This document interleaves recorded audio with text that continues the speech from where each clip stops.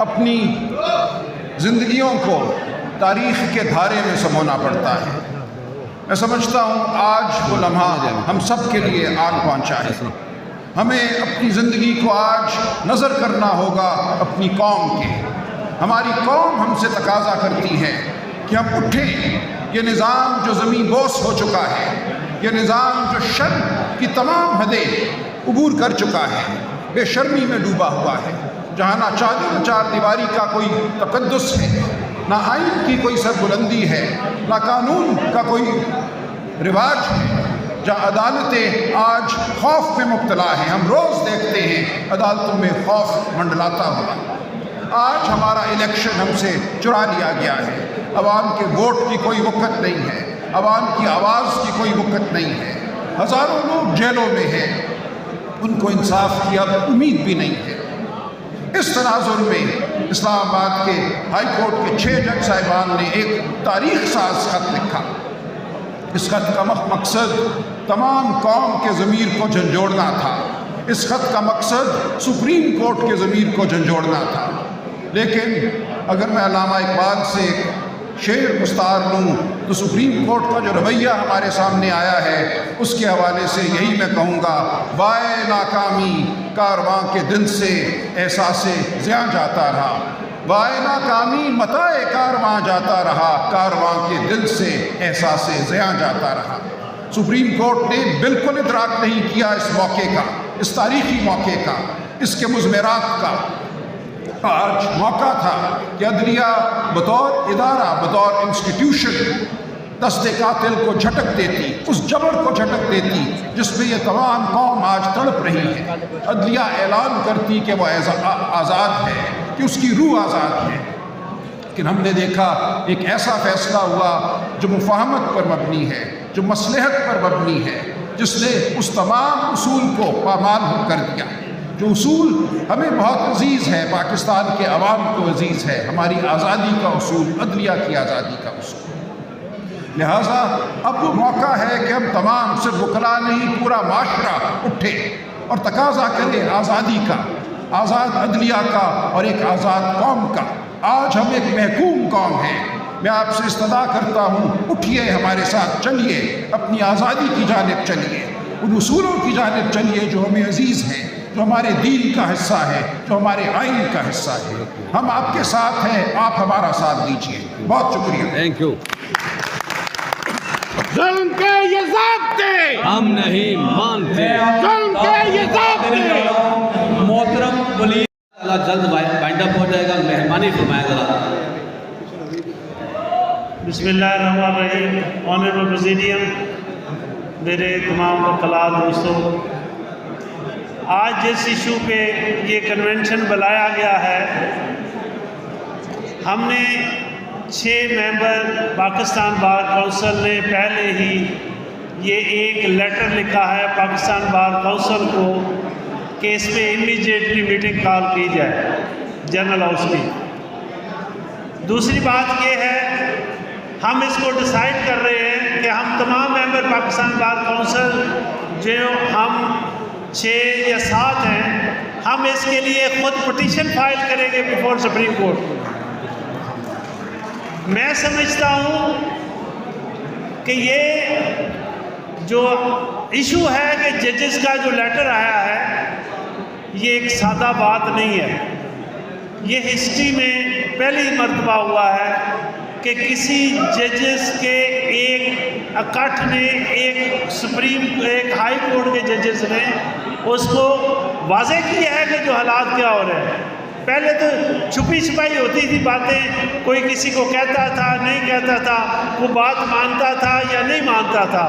لیکن آج جو بات ہو رہی ہے، یہ ججز کے حوالے سے یہ ٹوٹل جوڈیشل سسٹم پہ سوالیہ نشان ہے، پورے جوڈیشل سسٹم پہ۔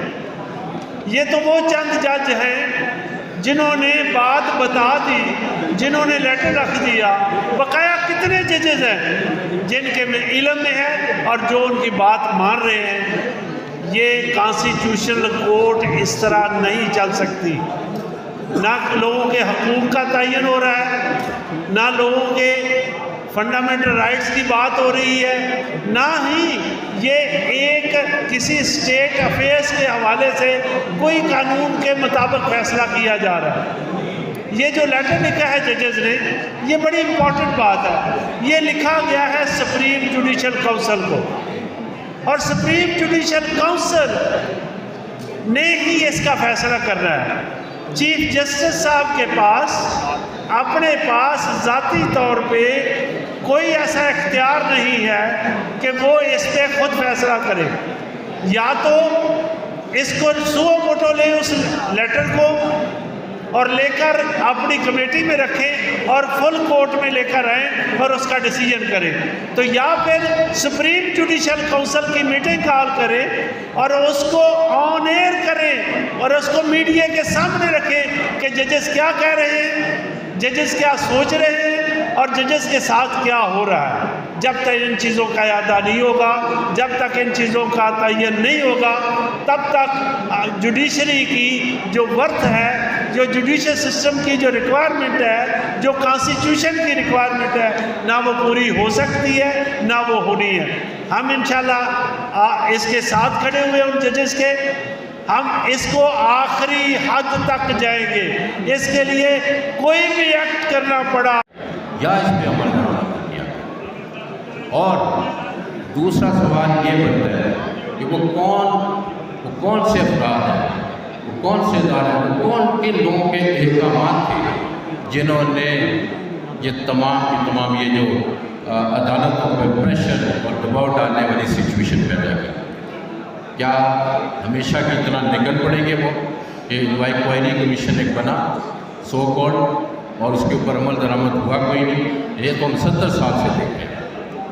अब पहला जो सवाल है उसका जवाब तो हमारी अदलिया के ज़िम्मेदारों ने ही देना है, और जबकि दूसरा जो सवाल है वो हमारी अदलिया ने भी और उन ज़िम्मेदारों ने भी देना है जिन्होंने ये तमाम जो इक़दाम किए हैं। लेकिन जो हम देख रहे हैं गुज़श्ता 1.5-2 साल में इस मुल्क के साथ हो रहा है, जिस तरह से कानून और आइन की धज्जियाँ उड़ाई जा रही हैं, कोई सोचा भी नहीं जा सकता कि किसी किस्म का जो कमीशन है वो असल हक़ाइक़ को सामने लेके आएगा। तो वैसे तो इसके ऊपर सेर हसल बहस करने के लिए बहुत माशाल्लाह कदावर शख्सियात यहाँ पे हमारे पास मौजूद हैं।